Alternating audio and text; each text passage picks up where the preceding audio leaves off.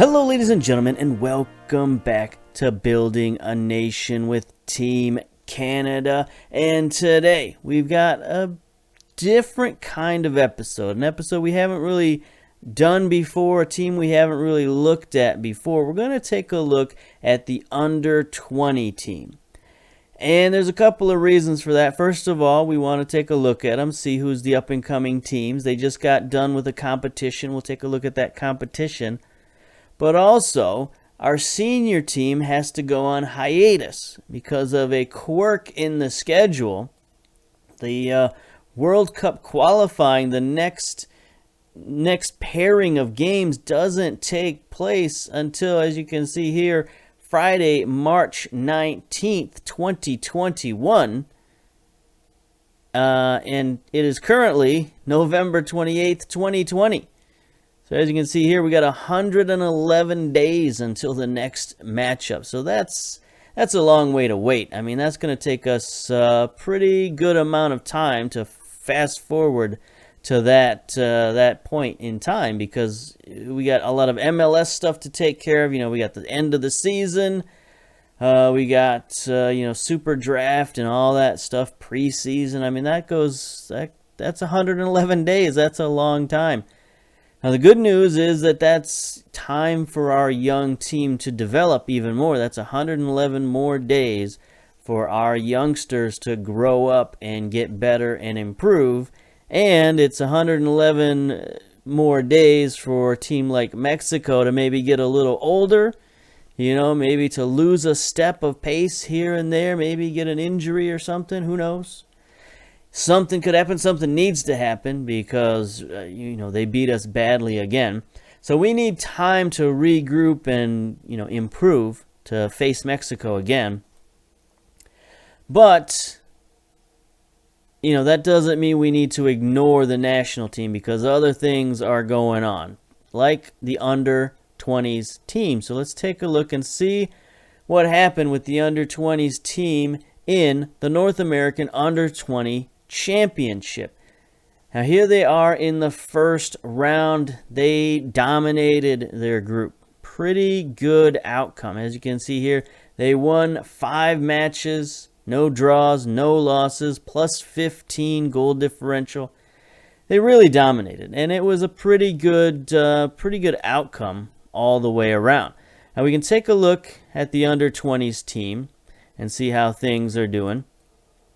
So this is the team that was picked. We can take a look at the staff first and take a look at the under-20 staff, see who picked this team. So here we are. We've got 4 members of the under-20s. We got Rob Gale, the head coach, Englishman. We looked at him before. He's a motivator. He's not actually very good at working with youth, so we were a little concerned about this guy, questioning whether to keep him on as the coach. So I was going to use this as sort of a litmus test to see how good this guy is, how good he could do. And he did very well in that opening round, despite, maybe his lack of working with youth. His lack of tactical knowledge is a little low. His technical knowledge is also a little sort of average. If I'm being honest with you. We did bolster the under-20s by hiring a couple coaches. We hired a goalkeeping coach, Desi Mahu. Perhaps that's how you pronounce that. 30-year-old Canadian. He's pretty decent. He's got a little bit working with youngsters, some determination, motivation. Goalkeeping of 11 and 9. Only shot stopping of only 4. But you know what? Beggars can't be choosers. There weren't a ton of people who wanted to coach for the under-20 team, but we got a coach for him. And then we got a couple of general coaches. Gianluca Zavarisi, 34-year-old Canadian. I think he was an international player. That name is very familiar to me. Played for Toronto. That's where it is. Played for Toronto FC. Had 1 cap for Team Canada. I know that I've heard that name before. But anyway, he's a general coach. Got a little bit of working with youngsters again, a little bit of technical coaching. But again, he's got some determination, some motivating. Again, not a great coach. And then Julian Morgan, 31 years old. Again, he's got a little bit working with youngsters. Not great tactical or technical. So our under-20s can use a bit of an improvement in terms of coaching. But I don't know how much that plays into it. It's hard when it comes to international staff to say, how big of an effect they actually have on the guys. But anyway, here's the team that they chose, calling it the 20 under 20. Kind of like the Forbes 30 under 30, For whatever reason, the roster is 20 players. And so that, I don't know, it fits with the theme. But it's an interesting team that was selected. It's not necessarily a team I'm incredibly happy with. But there were some interesting choices on the squad. Can we look at the stats for the recent competition? Under 20 championship. We'll get to that. We'll go back to what we were looking at here, the HIATUS general info. So as you can see, not a lot of great players. The best player on the team, the most talented player, Mike Ross, 19-year-old right winger from Portland, Phoenix. Team I'm not too familiar with. But yeah, he's a 2.5-star guy, 3-star potential, maybe 4-star potential. Interesting, stamina, pace, acceleration. He's a guy that we should keep an eye on, and I believe that he is in the player pool. No, he's not even in the player pool, so we're going to add him to the national player pool. So, the one thing our under-20s team has done is they have discovered some guys, and it's been interesting to see the team that they picked. Another guy who's really interesting on this squad is their left winger that they picked, Haris Smaljovic, 18-year-old from TFC3, as I said, on the left wing. Look at this kid. He's pretty interesting as well. He's 6'1", 160 pounds. That's a pretty big winger. 14 pace and acceleration, fitness, 14 jumping reach for a guy out on the wing. That's an interesting ability. Some interesting attributes to have for a winger. His heading could be better. There's only 4 heading, but that's something he could work on. He's got decent technical skills. Determination of 11, flair 12, decisions 11. So he's got something to work with here. Only 18 years old. Another interesting find from our under 20 coaching staff. Now, I was a little upset. They picked a lot of wingers, or a lot of strikers, and not enough wingers. They only picked those 2 wingers, Ross and Smaljovic. Everybody else is attacking center mid. They picked, 4 attacking center mids and 5 strikers, if you count those guys as strikers too. So it's, not the greatest job in terms of picking players for the strategy, because I have them playing the first team tactics. So they're supposed to be running the Z formation and all that stuff. But I don't know. I don't know how well they did with that. Tyler Thompson, interesting striker / center midfielder. Whitecaps Academy. So he did pick a few of our Whitecaps Academy players. Not a whole bunch of them. But he did pick a couple of them. One of them being Tyler Thompson. I thought I had another custom. Is there a custom Yaks in here? Copy of under 20? No. I thought I created a custom Yaks. I guess not. Anyway, we'll go back to the Yaks because I can't see what academy they're from. But now I'm off topic. Anyway, academy players. Yeah, there we go. Sean Montgomery. Another guy. He's the only guy on the team who didn't play a single game. Goalkeeper, 17 years old, from the Whitecaps Academy. Guy I'm not sure I would have called up necessarily, but he is a goalkeeper that interests me. He's got 14 reflexes, 17 years old. He's a guy we gotta start working on him pretty soon because we need him to improve. He's got the reflexes that I like. I don't like goalkeepers with low reflexes. I feel like they don't have the good enough shot-stopping ability. He's got decent aerial reach, decent command, decent communications. His only problem really is eccentricity and passing. I mean, first touch is not good either, but goalkeepers don't need first touch that much. Those are very low, but everything else is pretty good. His kicking is kind of low as well, but, you know, he's a guy we're keeping our eye on. The other two goalkeepers I'm not so sure about. Slobodan Jelicevic. I don't know how you pronounce AC. Jelicevic, maybe? Anyway, 1.5 star, 14 aerial reach, 14 jumping reach, 6'3", so he's really good size. But he only has 9 reflexes. He's sort of an average type dude. He's got some potential. He's playing down in Houston right now, Houston FC. So that's minor league team. So he's got to get pulled up to the major league team somewhere and get some playing time. So we might take a look at him for that reason. But in terms of, I just don't like his reflexes. I'm all about reflexes when it comes to goalkeepers. Tell me I'm wrong, but I think it's their most important stat. Jeremy Gomez, another guy, 10 reflexes, 19 years old. He played most of the games, and he did okay. He did pretty well. He's got good communications, good handling, so the ball didn't really get away from him. And that's probably why they started him, because he was their most sort of reliable keeper. But I don't think he's also too much of a sweeper keeper. He's got 16 rushing out, 14 pace, 15 acceleration. So this guy, he's got a lot of speed. He can run around and handle the ball, but he's not really what you would call a shot stopper necessarily. Then the other places that we want to look, the other places of interest, central defense. And again, they picked only 2 central defenders on the whole team. A bit of an oversight. They picked a lot of midfielders, but not enough defensive players. Only a left back, 2 left backs, 1 right back, and 2 central defenders.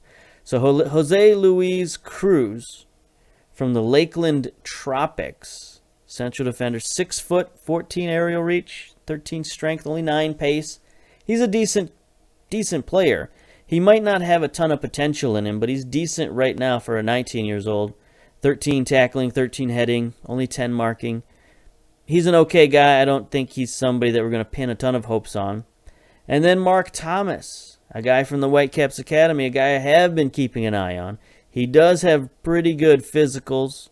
You know, you look at all that green going on in his physical area. He's got some pace and acceleration and jumping reach. He's only 6 foot, 152 pounds, so he's a bit of a small defender. But, he's got athletic ability, and that's more important, I think, probably than just pure size.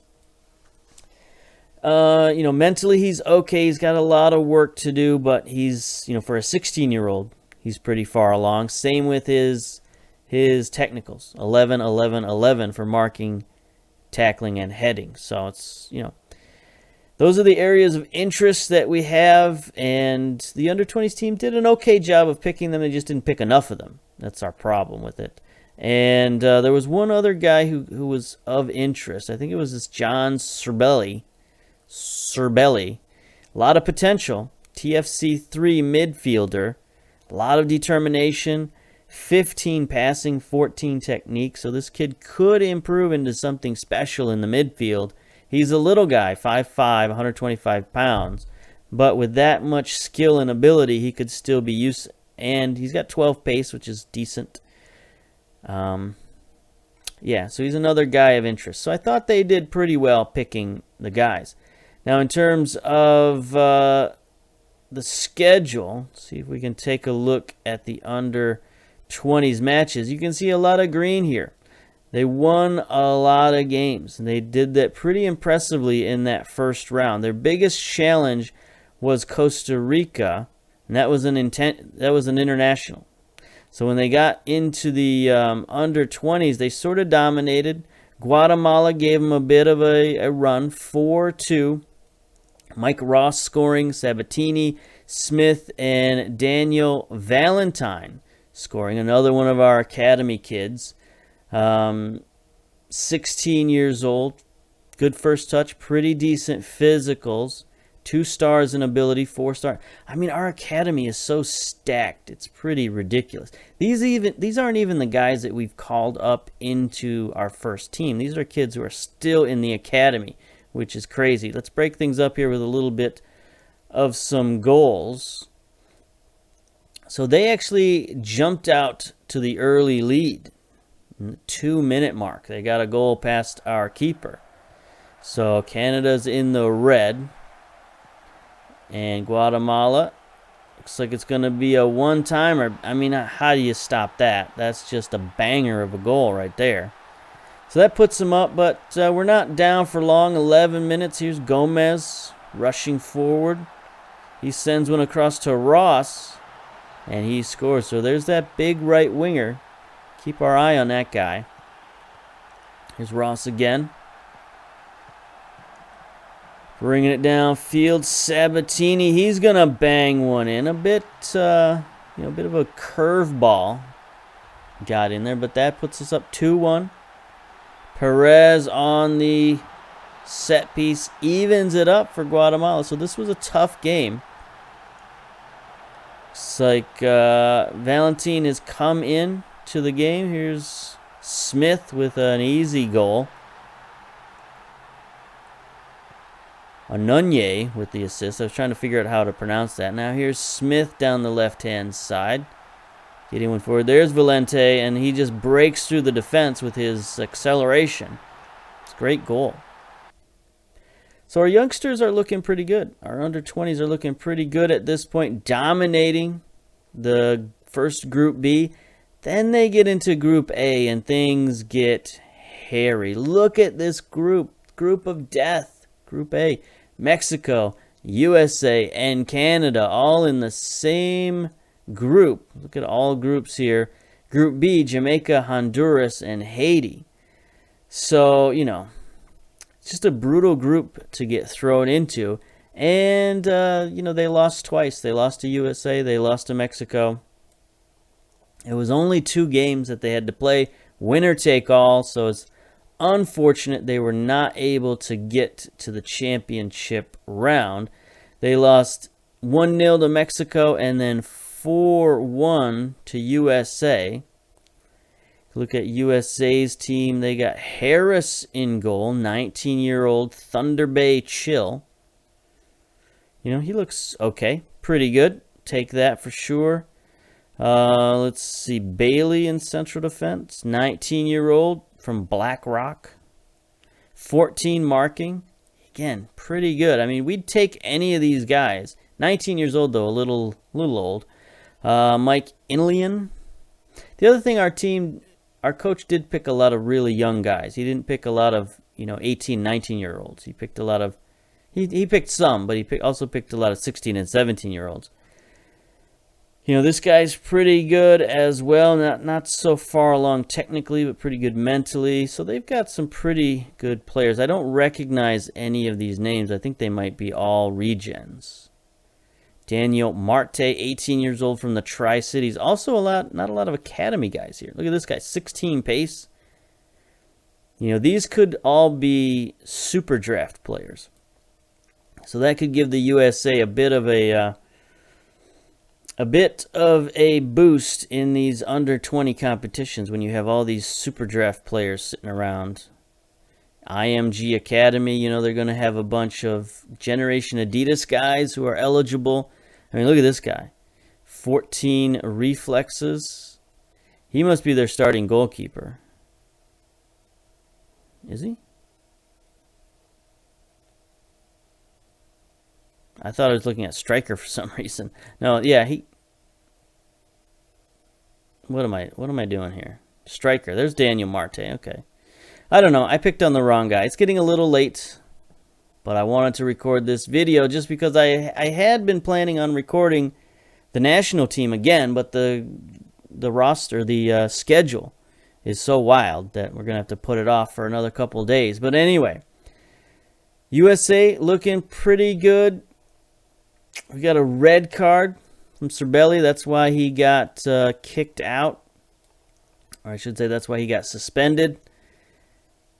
And yeah, it just wasn't a great game for the under-20s. You know, they subbed out some of our best guys, and it just didn't work. Here's Smith on the back line getting past the defense, scoring easily. 4-1 USA. Ends it up. Valdez. So does USA just stomp them real quick, like go out 3-0 and then get one back, or how does this work? 2-0 right now. Here we go. Here's a highlight for Canada. So if it's just 2-1, then we might have a highlight or might have a chance. But no, Smith stealing on the defense, and you can see just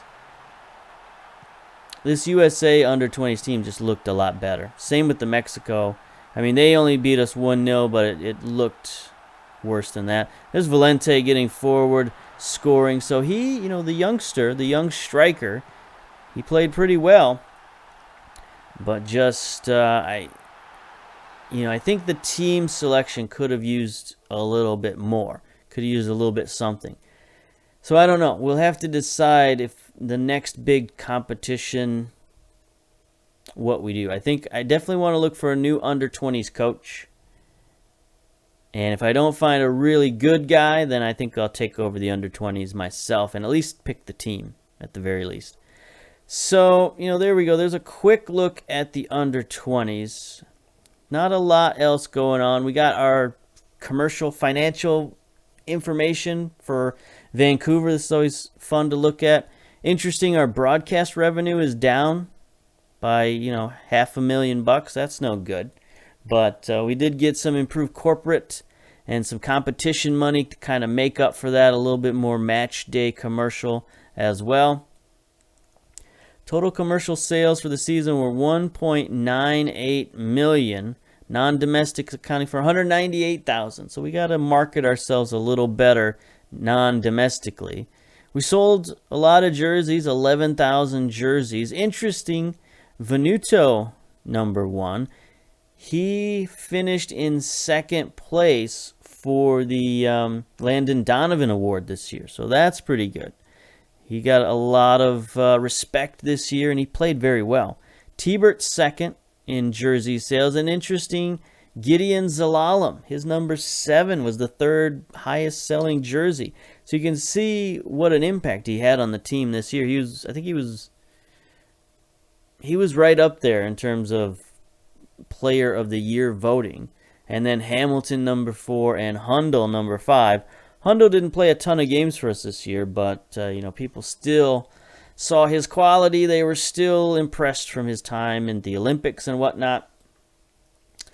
So yeah, that's just a brief video just to get you updated, to say we got a long time until our next video. We got some stuff happening in between, in terms of the schedule. We got MLS stuff going on. So we've got in a couple of it's even a month away until we get our new academy players, and it's a month away until any of the waiver drafts start. And then we got Champions League draw, and then we got Super Draft, and we got Champions League again this year. I think there might be a Gold Cup. I don't know if there will be a Gold Cup. There was supposed to be a Gold Cup drawing, but nothing happened. So we might not have a Gold Cup this year because 2020. Now we're still 2 years away from the World Cup. So I don't know what's going to happen with the national team. I know we got our qualification games here in March, but other than that, it's up in the air. So we'll come back for, I guess, postseason of MLS for Vancouver, and then we'll figure out what the national team is all about. So until next time, we'll see you later. Bye-bye.